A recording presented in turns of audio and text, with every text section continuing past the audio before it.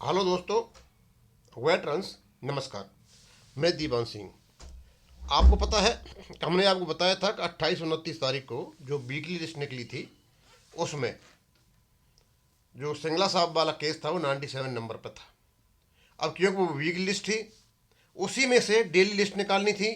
28 तारीख को daily list में हमारा नाम नहीं है।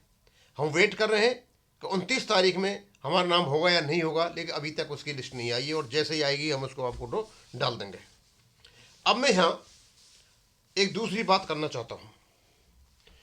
हमने कल बताया था आपको कि रिजर्व बैंक ऑफ इंडिया का सेकंड टाइम पेंशन अपडेशन हो गया है 1/11/2022 से, यानी अब उनका जो अपडेशन है वो रेगुलर हो गया है। और उसमें अपडेशन में ये बताया गया कि 1.43 के हिसाब से जो 31/10/1922 को जो पे थी वो मल्टीप्लाई करके बेसिक पे बन जाएगी और वर्तमान डीए उनको मिल जाएगा। अच्छा खासे उनकी बढ़ोतरी हो जाएगी। उसमें इतना खर्चा होगा, ये होगा, सारी बातें थी जो होती हैं। उसमें एक बात बहुत महत्वपूर्ण थी और उसको हम हाईलाइट नहीं कर पाए। उसकी चर्चाएं हम बैंकिंग सर्कल में भी करते हैं, आपस में भी करते हैं, और उसका अभी आएगा जिक्र। तो ये जो है ना, all India reserve bank retirees organisation CO Bangalore का लेटर था, वो फ्लैश करके डाला था। और ये है कोई Indresh N, president all India reserve bank retirees organisation, state BMS leader in advocate Karnataka. ये है इनका, वो है इनके क्या नाम है, प्रेसिडेंट है, इन्होंने निकाला था।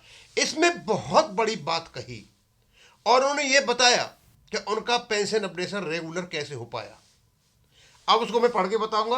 और क्योंकि वो छोटे छोटे अक्षरों में था, पूरा लेटर था, पूरा पढ़ने में नहीं आ रहा था, और यहां मैं आपको बताऊंगा। आप जब पढ़ोगे और ध्यान दोगे तो हमारा पेंशन अपडेशन क्यों नहीं हो रहा है और आरबीआई का पेंशन अपडेशन क्यों हुआ, आप खुद अंदाज लगा सकते हो। यानी हमारे लोगों की वजह से हमारा पेंशन अपडेशन नहीं हो रहा है।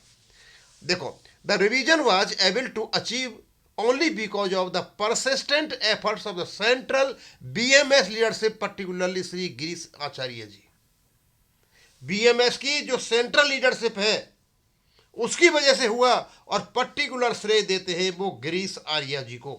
ये कौन है? All India secretary in finance sector ICBMS who succeeded in getting approved the wage revision for public sector general insurance companies। और अकेले आरबीआई के लिए नहीं, पब्लिक सेक्टर की जो जनरल इंश्योरेंस कंपनी है उनके लिए भी इन्होंने पेंशन अपडेशन कराया।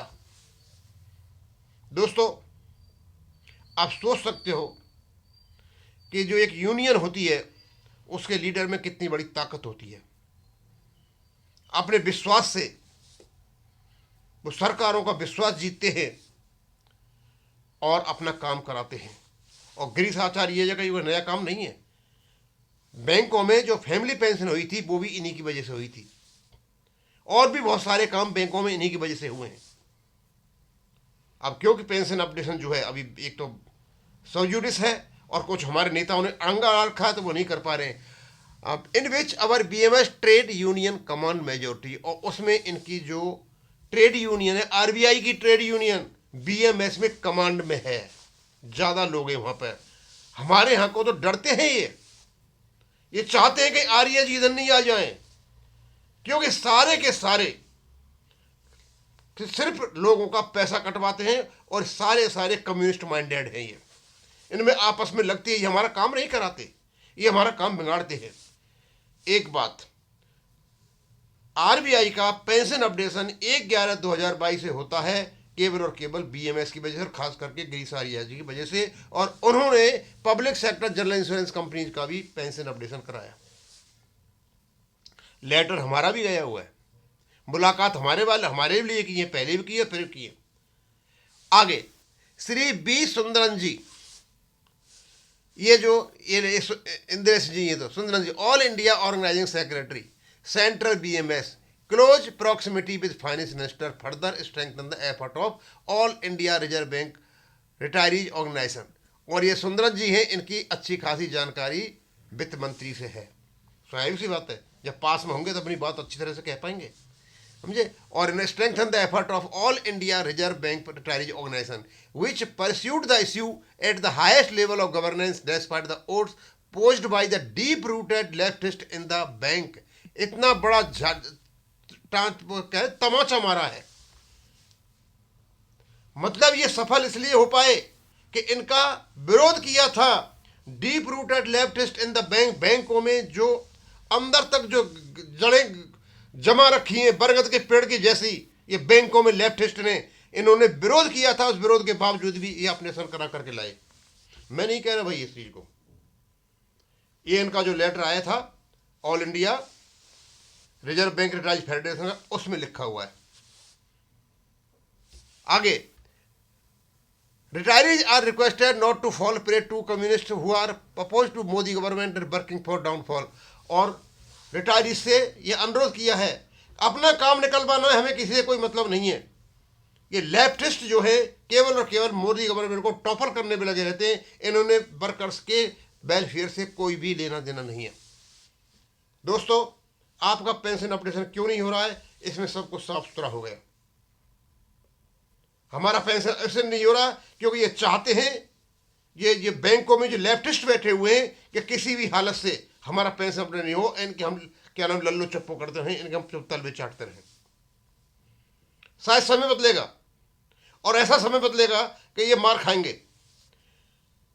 और ये मैं इसलिए डाल रहा हूं कि जो हमारे बैंकर्स हैं अपने दृष्टिकोण को बदले, अपने वेलफेयर को देखें। हमें कोई मतलब नहीं है इस चीज से कौन कहां पर है, लेकिन सरकार से यदि काम निकालना है तो उसके साथ चलना पड़ेगा, जो सरकार के साथ है। नहीं अदरवाइज जैसा आप रहे हो वैसे रहो और चलते चलो इसी पर, इसलिए चल रहे हो।